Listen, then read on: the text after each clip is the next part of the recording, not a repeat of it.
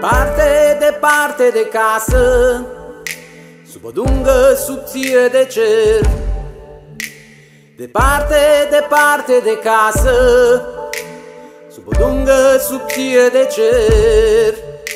Am simțit cum trupul mi-apasă, planeta cu nervii de fier. Am simțit cum trupul mi-apasă, planeta cu nervii de fier. Și acasă în Ardeal era toamnă, miros de rădăcini și de foi. Lângă cort ascultam cum se cerne neliniștea lumii în noi. Neliniștea lumii în noi.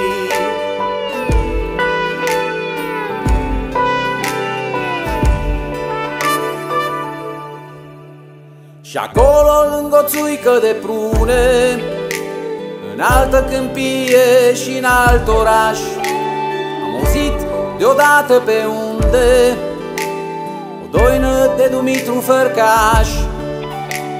Și acasă în Ardeal era toamnă, miros de rădăcini și de foi.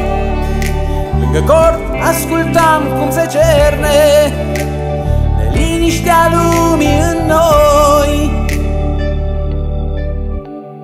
Neliniștea lumii în noi.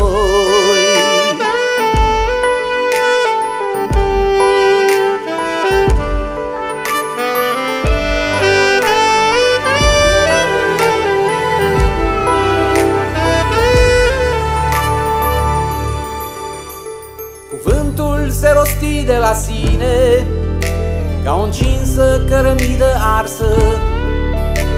Cuvântul se rosti de la sine ca o încinsă cărămidă arsă. Îmi trecu de pe buze în vine, acasă, acasă, acasă. Îmi trecu de pe buze în vine, acasă, acasă, acasă. Și acasă în Ardeal era toamnă, miros de rădăcini și de foi. Lângă cort ascultam cum se cerne neliniștea lumii în noi.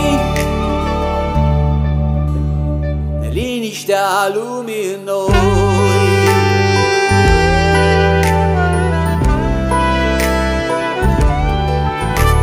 Neliniștea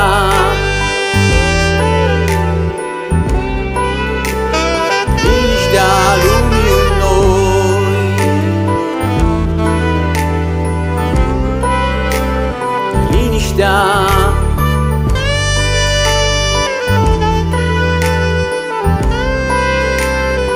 Liniștea lumii.